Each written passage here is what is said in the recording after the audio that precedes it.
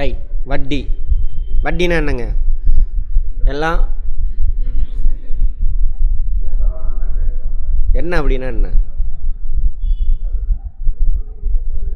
எதாக இருந்தாலும் நம்மளை சுற்றிலே நடக்கிறது தான். அது என்னன்னு புரிஞ்சிக்கணும். லைஃபுக்கு தான் படிக்கிறோம், மார்க் எடுக்கிறது கிடையாது. அவன் எதுக்கு மார்க் போடுறான்? புரிஞ்சிருக்கியா அதெல்லாம் லைஃப்பில் உன்னை சுற்றியில் நடக்கிறது? அது டெஸ்ட் பண்ணுறான். டெஸ்ட் பண்ணி யார் நிறையா நாலேஜ் வச்சுருக்கீங்களோ அவனுக்கு மார்க் கொடுக்குறான், அவனுக்கு வேலை கொடுக்குறான். புரியுதா? லைஃபே சம்மந்தம் இல்லாமல் அதை மனப்பாடம் பண்ணி இங்கே சொல்கிறாரு, சார் வேறு சென்றது பார்த்தாக்கா ஒரு மாதிரியாக இருக்குது சார் அப்படின்னு. அதான் கேட்டேன். அவன் கொஸ்டின் எழுதினோடனே அவனுக்கு ஆன்சர் தெரிஞ்சிருதா? அப்புறம் எதுக்கு அவன் மெத்தடை போய் ஃபாலோ பண்ணுற நீ? கரெக்டா? தேவையே கிடையாது. அவனுங்க சும்மா லைஃபுக்கு அதுக்கு உதவாது. அந்த மாதிரி படிக்கக்கூடாது. வட்டி இங்கிலீஷில் இன்ட்ரெஸ்ட், ட்ரான்ஸ்லேஷன் நானே பண்ணிடுறேன். வட்டினா என்னங்க?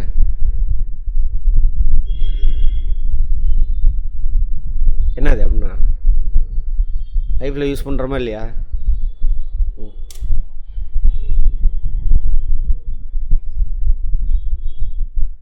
நீங்கள் ஒருத்தவங்கள்ட்ட இருந்து ஏதாவது அடைஞ்சிங்கன்னா அதுக்கு பிரதிபலன் ஏதாவது கொடுத்தே ஆகணும். அதான் இயற்கை நீதி. இப்போ எக்ஸாம்பிள், வளிமண்டலத்துலேருந்து என்ன எடுக்கிறீங்க? ஆக்சிஜன் எடுக்கிறோம். எதை கொடுக்குறோம்? அதுதான் இயற்கை நீதி. அது மாதிரி அடுத்தவன்ட்ட இருந்து எந்த பலனை அனுபவிச்சாலும் நீங்கள் திரும்ப கொடுத்தாகணும். இன்றைக்கி உங்கள் அப்பா அம்மா உங்களுக்கு சாப்பாடு போட்டு வளர்க்குறாங்கன்னா எதுக்கு? கடைசி காலத்தில் அவங்களால முடியாது, அப்போ நீங்கள் அவங்கள பார்த்துக்கணும். அதுக்கு தான். புரிஞ்சுதா? அது மாதிரி இப்போ ஃபீஸ் கட்டுறீங்களா இல்லையா இன்ஸ்டியூட்டுக்கு? எதுக்கு? நான் உழைக்கிறான் உனக்காக. நான் மட்டும் இல்லை, முதலீடு போட்டவன் அவனோட முதலீடுலாம் பணம்லாம் இருந்து என்னது? அவனோட உழைப்பு தான் பணமாக மாதிரி இருக்கும். அதுதான் ஃபீஸ் கொடுக்குறீங்க. ஓகேவா? ரைட். அது மாதிரி பணம்னா என்ன சார்?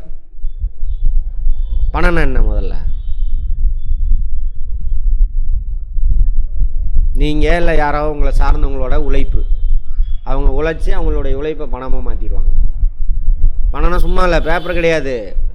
அதான் சொல்லுவாங்க நம்ம பெரியவங்க, பணத்தை மதிடா அப்படிம்பாங்க. ஏன்னா அது என்ன இருக்குது அதில்? உங்களோட உழைப்பு அல்லது உங்களை சார்ந்தவங்களோட உழைப்பு இதில் இருக்கும். உழைப்பு தான் பணமாக மாறிடுச்சு. சரியா? இப்போ அந்த பணத்தை என்ன பண்ணுறாங்க? சம்பாரித்து அவங்களோட தேவையெல்லாம் பூர்த்தி செய்வாங்க. இப்போ இன்றைக்கி 100 ரூபா 1000 ரூபா சம்பாதிக்கிறாங்க. ஓகேவா? 900 ரூபா செலவாயிருச்சு, செலவு பண்ணிட்டாங்க. மிச்சம் 100 ரூபா, மிச்சம் 100 ரூபாய் எடுத்து வச்சுருவாங்க ஃபியூச்சருக்காக. அப்படியே சேர்த்து வச்சுட்டே வராங்க.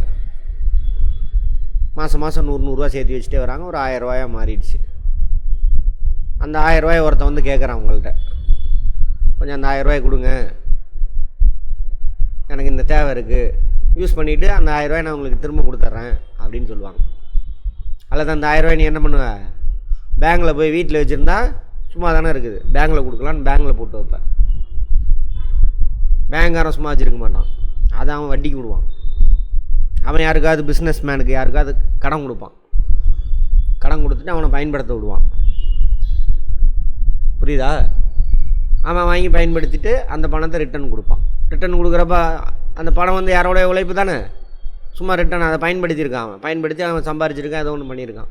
இப்போ ரிட்டர்ன் கொடுக்குறான்னா கொடுக்கும்பொழுது வெறும் 1000 ரூபா கொடுக்கக்கூடாது. அந்த பயன்படுத்தினதுக்கு என்ன பண்ணணும்?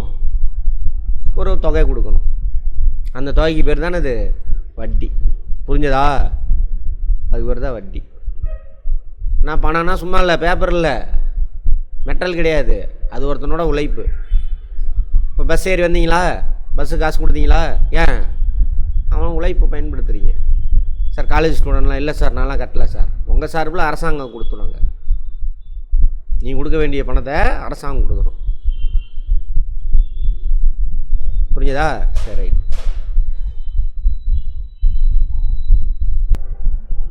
வட்டி.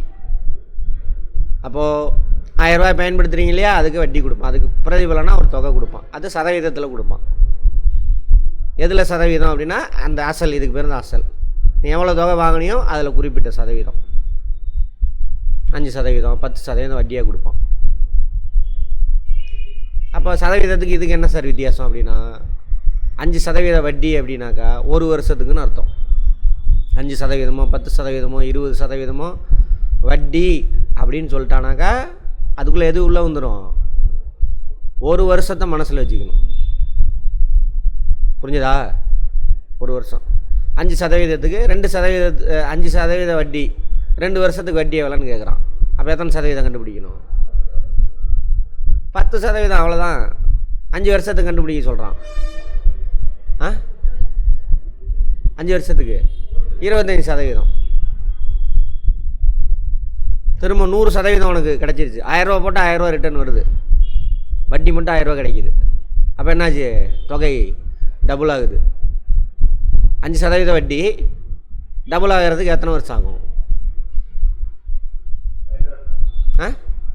2 வருஷமா?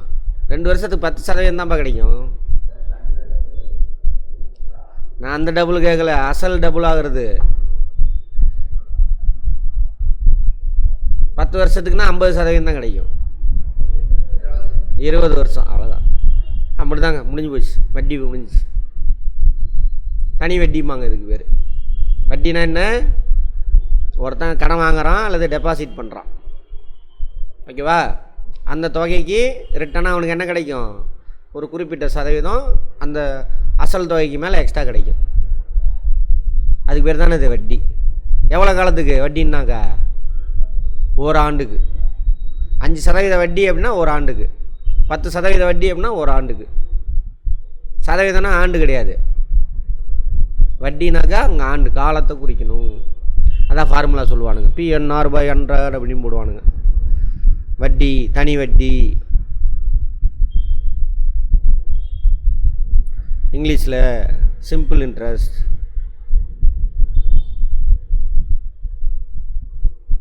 இதை புரிஞ்சிக்கின்னா உன் மூளை டக்குன்னு பார்த்தோன்னே ஆன்சர் சொல்லும். Pனா பிரின்சிபல், என்னன்னா number of years, rate of interest. Rate of இன்ட்ரெஸ்ட்னா என்ன அர்த்தம்? 100 இருக்கணும். 100 கான்ஸ்டன்ட்டு. 3ல் ஏதாவது 2 கொடுத்துட்டு 1 கேட்பான். அதெல்லாம் நீ போவேண்ணா. ஃபார்முலா திடீர்னு ஒரு வேலை கேட்டுருவானுங்க இந்த முட்டா போயில. PNR/100 தனி வட்டிக்கான ஃபார்முலான்னு நினைப்பான். PNR/100 பிரின்சிபல்னா அசல், ஓகேவா? அதில் இத்தனை சதவீதம் கண்டுபிடிக்கிற. R/100ங்கிறது ரேட் ஆஃப் இன்ட்ரெஸ்ட் 5%.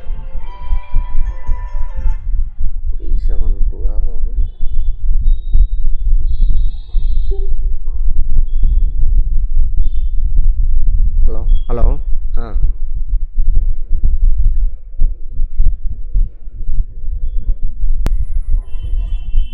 சரியா? அசலில் இத்தனை சதவீதம். 2 ஆண்டுக்குன்னா 2ன்னு போட்டுருவேன்.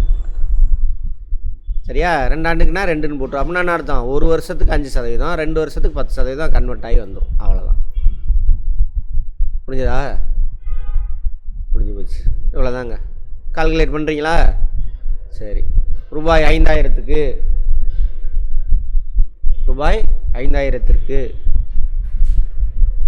6% வட்டி 2.5 ஆண்டுக்கு. 6% வட்டி 2.5 ஆண்டுக்கு. ரூபாய் எவ்வளோக்கு சொன்னேன்?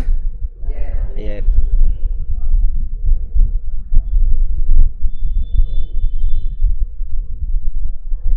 எப்படி போடுறீங்கன்னு பார்ப்போம். நேரம் போட்டிருக்கணும். Very good. ஃபார்முலாலாம் யூஸ் பண்ணக்கூடாது. இங்கே பாருங்க, 1 வருஷத்துக்கு 6%. வெயிட் பண்ணுங்க. 1%க்கு 6%. 1 வருஷத்துக்கு. 2வது வருஷத்துக்கு 6%. 3வது வருஷத்துக்கு அரை ஆண்டு தான். அரை ஆண்டு எவ்வளோ கண்டுபிடிக்கணும்? பாதி. அதில் பாதி 2500. ஏம்மா நான் கேட்குறதுக்கு பதில் சொல்லுமா? 1 ஆண்டுக்கு 6%, 2வது ஆண்டுக்கு 6%, 3வது ஆண்டு கிடையாது, அரை ஆண்டு தான். 1 வருஷத்துக்கு தான் 6%. அப்போ அரை ஆண்டுக்கு எவ்வளவு? பாதி 3%. அப்போ டோட்டலாக எத்தனை சதவீதம்? 15%. 5% கண்டுபிடிச்சின்னா முடிஞ்சிச்சு. 1% தள்ளி, 1 டிஜிட் தள்ளி வச்சா என்னது? 10%. 10% எவ்வளவு? 500. புரிஞ்சிருந்தீங்கன்னா உன் மனசு டக்கு டக்குன்னு போட்டுரும். புரிய வைக்கிறதுக்கு தான் எழுதுகிறேன். 5% எவ்வளவு? 250. அப்போ எவ்வளவு? அவ்வளோதான், முடிஞ்சு போச்சு. மனசு டக்குன்னு போட்டுரும். ஓகேவா? அடுத்து ஒன்று போடுங்க. ரூபாய் 13,000க்கு 10% வட்டி. ரூபாய் 13,000க்கு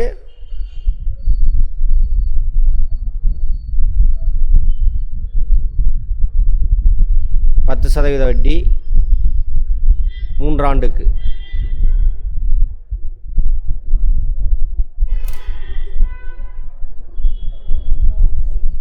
எவ்வளவு? 3,900. பார்த்தோன்னு வருது ஆன்சரு. சார் இவ்வளோ ஈஸியெல்லாம் அங்கே கேட்க மாட்டான் சார். புரிஞ்சதுனால அவனுக்கு ஈஸி, இல்லைன்னா ஃபார்முலா வச்சு அடிச்சுக்கிட்டு இருக்கணும்.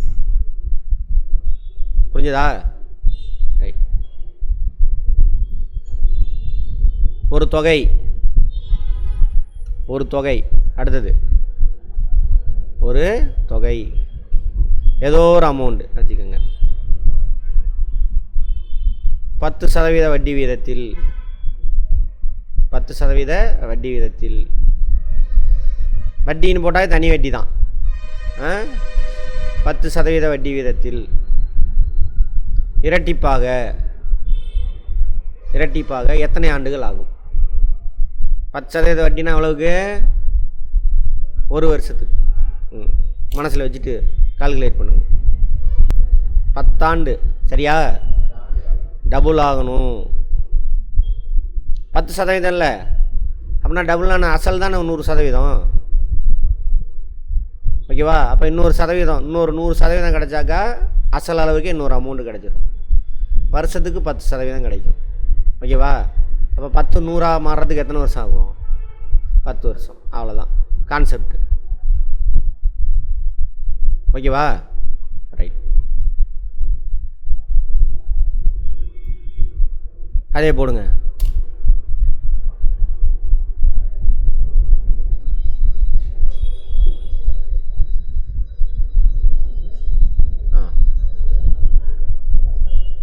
ஒரு குறிப்பிட்ட தொகை, ஒரு குறிப்பிட்ட தொகை 12.5% 3 மடங்காக 12% வட்டி வீதத்தில் 12.5% வட்டி வீதத்தில் 3 மடங்காக எத்தனை ஆண்டுகள் ஆகும்? அவசரப்படக்கூடாது கண்மணி, கொஸ்டினை புரியுங்க. சொல்லியிருக்கு சதவீதம் தான் 12, 3 மடங்கு.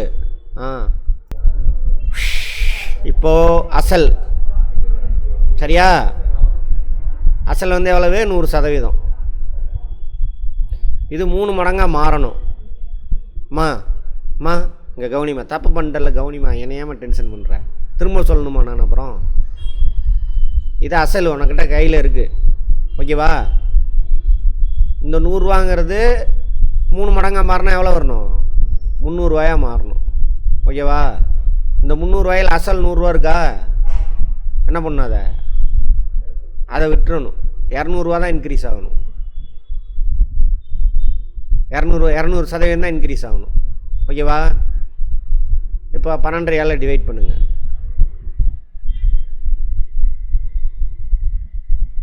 ஏன்னா 12.5% தானே உனக்கு வருஷத்துக்கு கிடைக்க போகுது.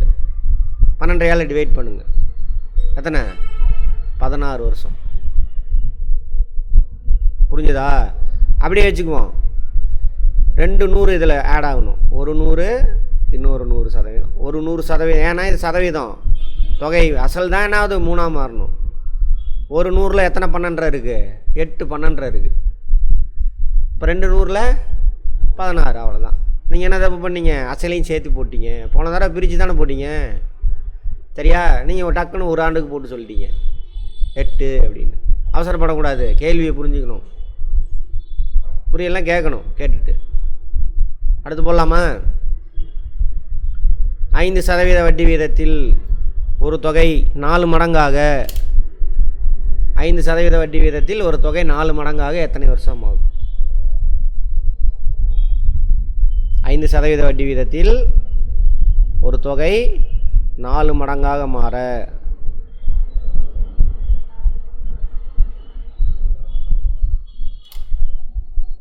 நாலு மடங்குனா எத்தனை சதவீதம்? அதில் ஒரு அசலை விட்டுறணும். 25. என்ன 25? 4 மடங்குனா எத்தனை சதவீதம்? 1 மடங்குனா 100%, 4 மடங்குனா 400. ஆனால் அதில் அசல் என்ன பண்ணிடணும்? விட்டுறணும்னா எவ்வளவு? 300%. வருஷத்துக்கு உங்களுக்கு எத்தனை சதவீதம் கிடைக்கும்? 5% தானே வட்டி. 5ஆல் டிவைட் பண்ணு. எத்தனை 5 இருக்குது? அத்தனை வருஷம் ஆகும். எத்தனை வருஷம்? 60 வருஷம். அவ்வளோதான். புரிஞ்சுதா வீரன்? புரியல உங்களுக்கு? புரியுதா? ரைட். இல்லைங்க, கிளாஸ் அட்டன் பண்ணலன்னா பார்த்துருங்க, வீடியோவை பார்த்துருங்க. அவ்வளோதான் வட்டி. நம்ம மெட்டீரியலில் தனி வட்டி, கூட்டு வட்டின்னு இருக்கும், அதை விட்டுருங்க. தனி வட்டி மட்டும் பாருங்கள். இன்னொரு கணக்கு சொல்லட்டுமா? ஒரு தொகை குறிப்பிட்ட வட்டி வீதத்தில்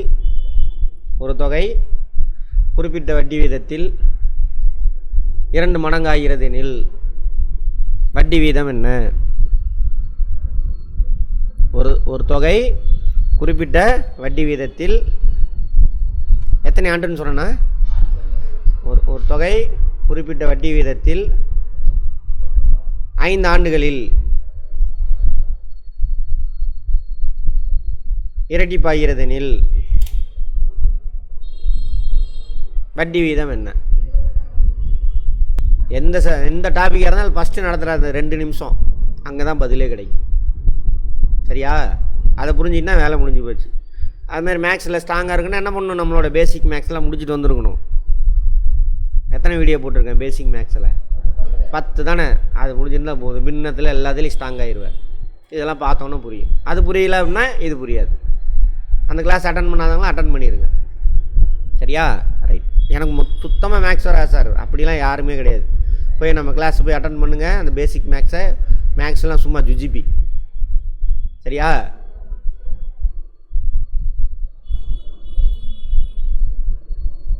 சொன்னதை எழுதணும். எழுதி பார்த்தீங்கன்னா தெரியும். என்ன சொன்னாங்க? ஒரு தொகைன்னா எவ்வளவு? அசல் அது 100%. கரெக்டா? 2 மடங்காகுதுன்னா எத்தனை சதவீதமாக மாறி இருக்குன்னு அர்த்தம்? டபுள் ஆகிருக்கு. அசல் 100%, வட்டி எவ்வளோ ஆடாக இருக்கும்? 100% ஆடாக இருக்குது.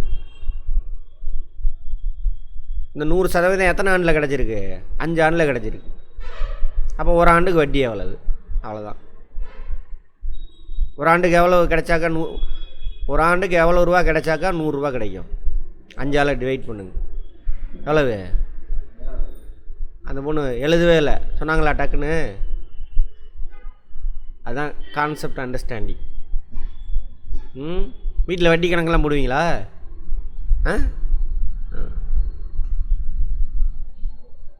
இன்னும் ஈஸியாயிரும் உங்களுக்கு. ஆனால் அந்த வட்டி வேறு. அது மாதத்துக்கு அத்தனை வட்டி 3 ரூபா வட்டி. வருஷத்துக்கு கிடையாது. அது மாதத்துக்கு 4க்கு போடுவீங்க. சரியா? வாரத்துக்கு அந்த மாதிரி போடுவாங்க.